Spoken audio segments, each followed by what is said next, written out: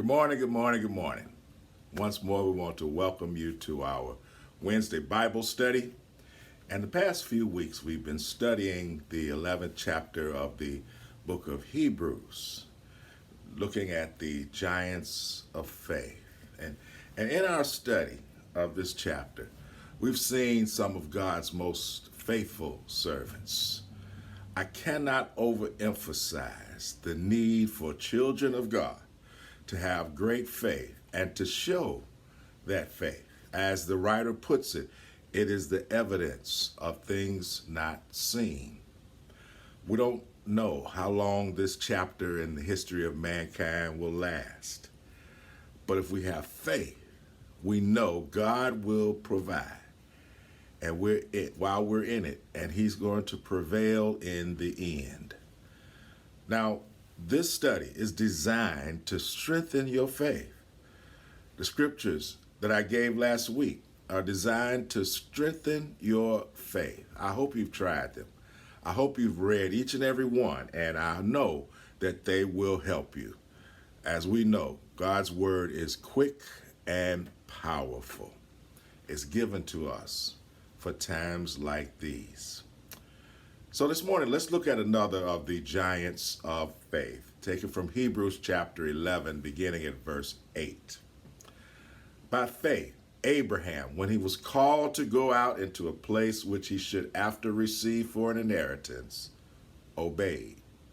And he went out, not knowing whither he went. By faith, he sojourned in the land of promise as in a strange country, dwelling in tabernacles with Isaac and Jacob, the heirs with him of the same promise. For he looked for a city which hath foundations, whose builder and maker is God. Now the story of Abram, or Abraham, is tremendously inspiring. Every aspect of his interaction with God shows his faith. Let's look at the history behind Hebrews 11 and 8. Look at Genesis chapter 12, beginning at verse 1 through verse 9. Now Jehovah had said unto Abram, Get thee out of thy country, and from thy kindred, and from thy father's house, unto a land that I will show thee. And I will make of thee a great nation, and I will bless thee, and make thy name great. And thou shalt be a blessing. And I will bless them that bless thee, and curse him that curseth thee. And in thee shall all families of the earth be blessed. So Abram departed as Jehovah had spoken unto him, and Lot went with him. And Abram was 75 years old when he departed out of Haran.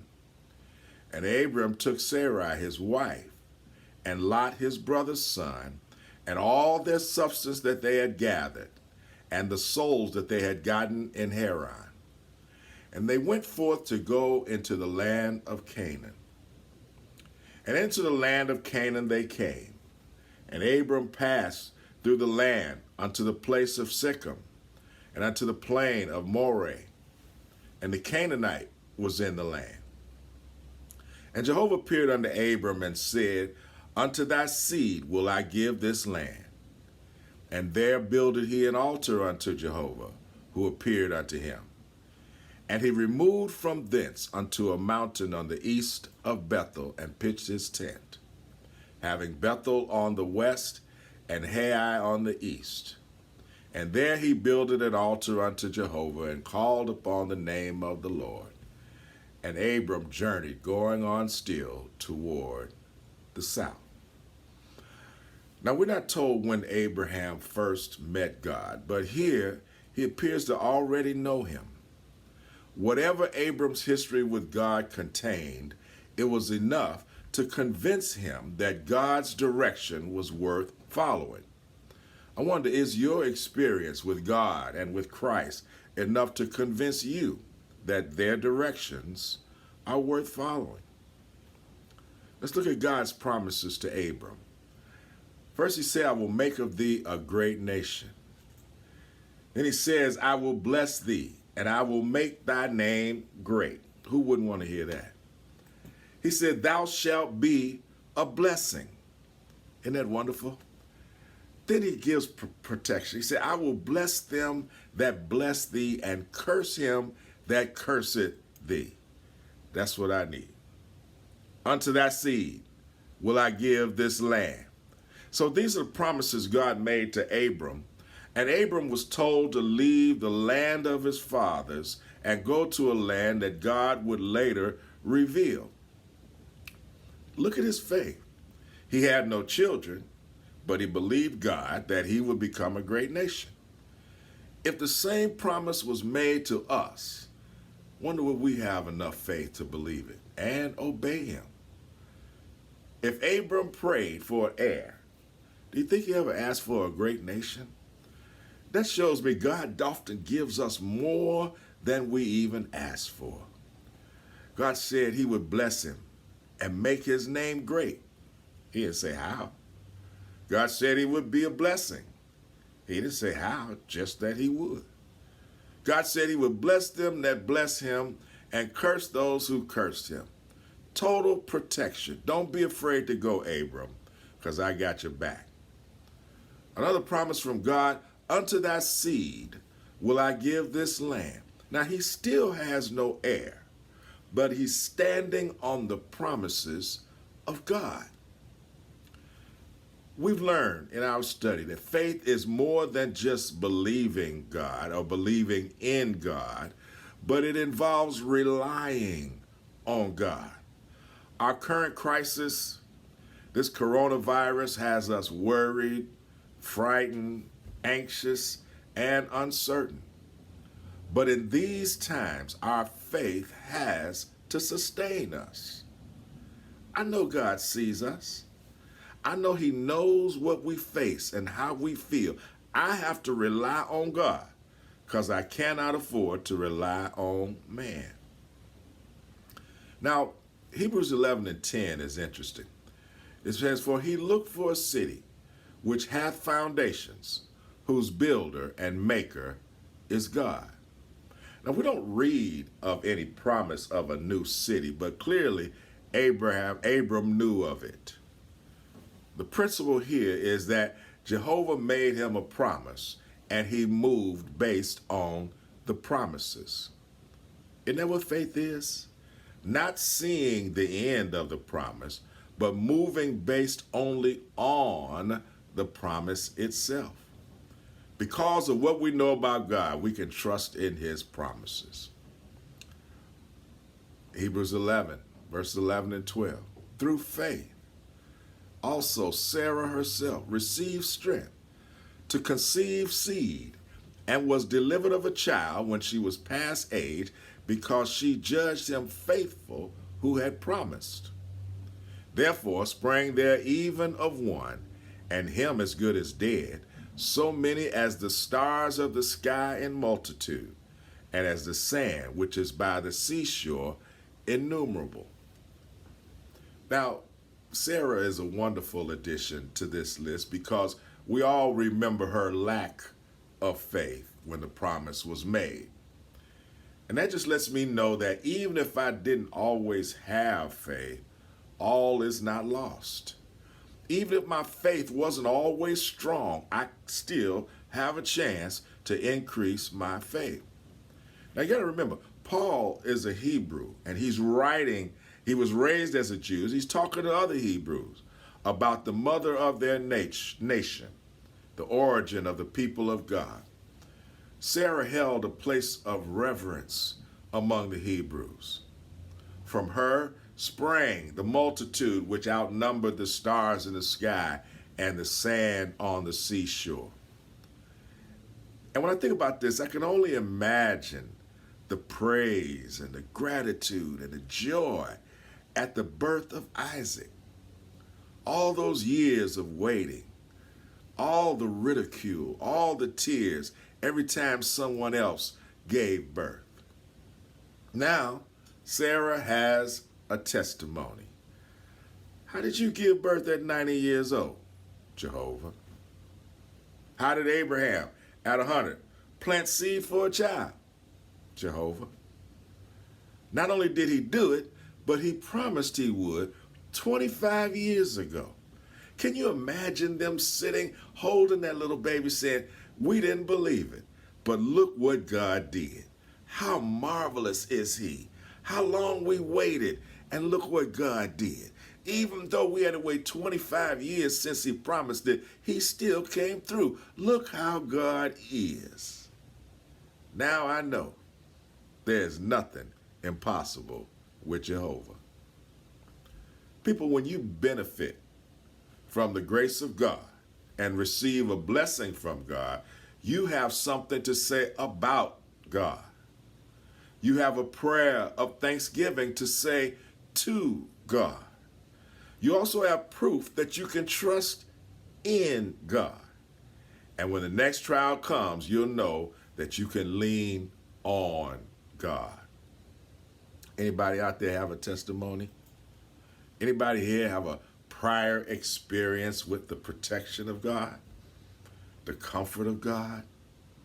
Anybody ever seen the deliverance of God in their lives? You know, a large part of having great faith is having a great memory. If I can remember his help, I can again look for his help. We've got to remember. It's so easy for us to decide to forget the bad episodes in our lives, push them back into the back of our mind and never revisit them. But when I look at God, what he's done in my life, and I see the times that I cried, the times that I was confused, the times I was wounded, the times I was in distress, and how bad that was, and how great his deliverance was. I need to remember those things. Someone once wrote, just think of his goodness to you. Didn't he wake you up this morning? Didn't he start you on your way? Just think of his goodness to you. Remember what God has already done. All right, back to Hebrews chapter 11, verse 13. These all died in faith, not having received the promises, but having seen them afar off, and were persuaded of them, and embraced them, and confessed that they were strangers and pilgrims on the earth. For they that say such things declare plainly that they seek a country. And truly, if they had been mindful of that country from whence they came out, they might have had opportunity to have returned. But now they desire a better country, that is, a heavenly.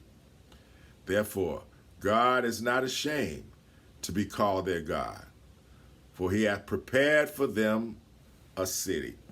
Now, Paul here plainly declares that those ancients did not live to see the fulfillment of the promises made to Abraham. They looked forward to them, and they embraced them. By looking for another city to come, they were convinced that they were only pilgrims in the earth. And by following the directions of God, their prior land was not on their mind, as they could have easily gone back. So they weren't thinking about where they were from. They were thinking about where they're going. And since they're looking now for a heavenly city, and showed their trust and reliance on Jehovah as their God, he is not ashamed, or he is agreeable to being called their God. Highlighting the faithfulness of those who have gone before us stands as further encouragement to the Hebrew reader. The promise is yet to be fulfilled, but just as those ancients held out hope, so can we by faith. 2 Corinthians 5:1. For we know that if our earthly house of this tabernacle were dissolved, we have a building of God, a house not made with hands, eternal in the heavens. We've seen that faith is powerful, and those who have it will get God's attention. Continuing, verse 17. By faith, Abraham, when he was tried, offered up Isaac. And he that had received the promises offered up his only begotten son, of whom it was said that in Isaac shall thy seed be called. accounting that God was able to raise him up, even from the dead, from whence also he received him in a figure. And it came to pass, after these things, chapter 22, verse 1, that God did tempt Abraham and said unto him, Abraham, and he said, Behold, here I am. And he said, Take now thy son, thine only son. This is in Genesis chapter 22. Thine only son Isaac, whom thou lovest, and get thee into the land of Moriah, and offer him there for a burnt offering upon one of the mountains which I will tell thee of. And Abraham rose up early in the morning and saddled his ass and took 2 of his young men with him, and Isaac his son, and clave the wood for the burnt offering, and rose up and went into the place of which God had told him. Then on the 3rd day Abraham lifted up his eyes and saw the place afar off. And Abraham said unto his young men, Abide ye here with the ass, and I and the lad will go yonder and worship, and come again to you. And Abraham took the wood of the burnt offering, and laid it upon Isaac his son. And he took the fire in his hand, and a knife, and they went both of them together. And Isaac spake unto Abraham his father, and said, My father. And he said, Here am I, my son. And he said, Behold the fire and the wood, but where is the lamb for a burnt offering? And Abraham said, My son, God will provide himself a lamb for a burnt offering. So they went, both of them together. They came to the place which God had told him of. And Abraham built an altar there, and laid the wood in order, and bound Isaac his son, and laid him on the altar upon the wood. And Abraham stretched forth his hand, and took the knife to slay his son. And the angel of Jehovah called unto him out of heaven, and said, Abraham, Abraham. And he said, Here am I. And he said, Lay not thine hand upon the lad, neither do thou anything unto him. For now I know that thou fearest God, seeing thou hast not withheld thy son, thy only son, from me. And Abraham lifted up his eyes and looked, and behold, behind him a ram caught in a thicket by his horns. And Abraham went and took the ram, and offered him up for a burnt offering in the stead of his son. And Abraham called the name of that place Jehovah Jireh, as it is said to this day, In the mount of Jehovah it shall be seen. And the angel of Jehovah called unto Abraham out of heaven the 2nd time, and said, By myself have I sworn, saith Jehovah. For because thou hast done this thing, and hast not withheld thy son, thine only son, that in blessing I will bless thee. In multiplying I will multiply thy seed as the stars of heaven, and as the sand which is upon the seashore. And thy seed shall possess the gate of his enemies. And in thy seed shall all the nations of the earth be blessed, because thou hast obeyed my voice.